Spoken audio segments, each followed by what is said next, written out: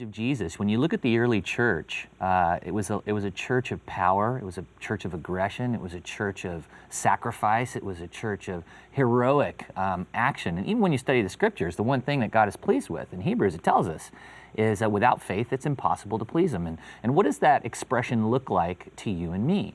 Well, it means that when we act without knowing the end result. When we believe God's promises, we know what His purposes are, and we take steps to align our lives with His purposes for our lives individually.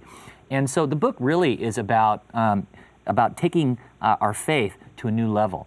Whatever that is for you or even for the audience, we all have these areas that cause discomfort in our lives, in our relationship with God, where He's pushing us, He's growing us, He's nudging us based on our level of maturity. And so it's really based on the words of Jesus, where He said, the person who seeks to gain their life loses it, but whoever loses his life for my sake and for the sake of the gospel finds it. And so when you study the words of Jesus in the first century church, it's all about aggressive, risk-taking type of faith. And you compare that to the church of today, and there's a real compare-contrast there. I want to get into that. Yeah. Before